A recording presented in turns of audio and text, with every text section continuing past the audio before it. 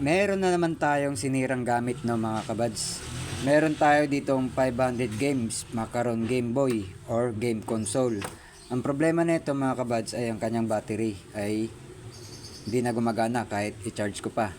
So ang pangalawang issue pa nito ay yung kanyang charging pin ay nabasag dahil nga pinaglaruan ng ating bulinggit at wala akong mahanap na pamalit, no.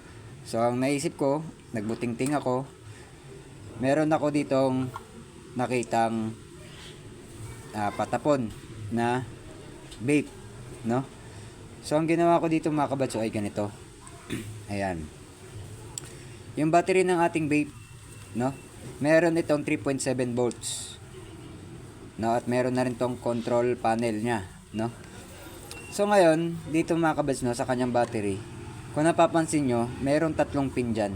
Yan, 1, 2, 3, negative at positive. So merong extra. Para saan ba tong extra na to, mga kabads? So kung hindi ako nagkakamali, no, mga kabads, ito yung tinatawag nilang Management System Indicator or BSI, no. So sa madaling salita, itong third pin na to ay ginagamit sa temperature sensor, no, ng ating battery para ma-monitor yung kanyang charging at ma-prevent na rin yung potential damage, no, from overheating, no, overcharge. So ito nga yung ating battery ng ating vape na meron 3.7 volts at meron na rin control panel. So ibig sabihin, yung ating 3 pins dito ay yung negative, positive lang ang may connection.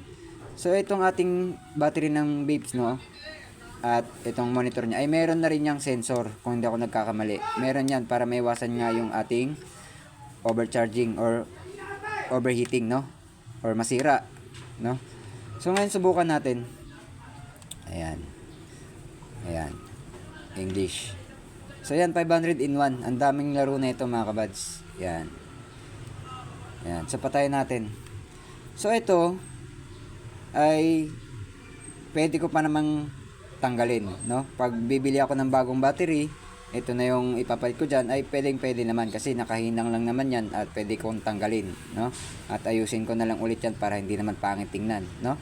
So ngayon subukan natin i-charge. Ayan, ito yung ating charging, no, or charger. Charge natin, tingnan natin kung magcha-charge. So ayan, nakikita nyo nagcha-charge. Ayan. So ngayon check natin yung kanyang battery, no. Ngayon ko lang kasi i-check tong battery nya kung goods pa or hindi na, no. 3.7 volts. Tingnan natin kung mababa or mataas, no. So gamit tayo ng tester. So punta tayo sa DC direct current, no. 20 volts. Kasi nga 3.7 volts ay pasok sa 20 volts, no. Wala naman 3 volts diyan, no. So dito tayo sa 20.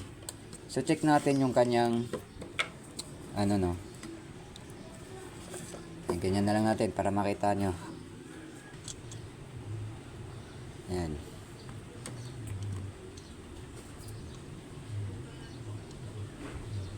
Ay, negative 3.8. So palitin natin, pagpalitin natin to.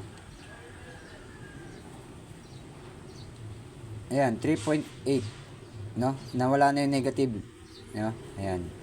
So malakas pa yung battery. Kahit hindi pa to na charge, no? Nakita natin 3.8. So ibig sabihin, okay na okay yung battery niya. So ganun lang, no, mga kabads. Ayan, magagamit ko na yung ating game console. Ayan. So yun lang, mga kabads. Maraming salamat at ingat. God bless.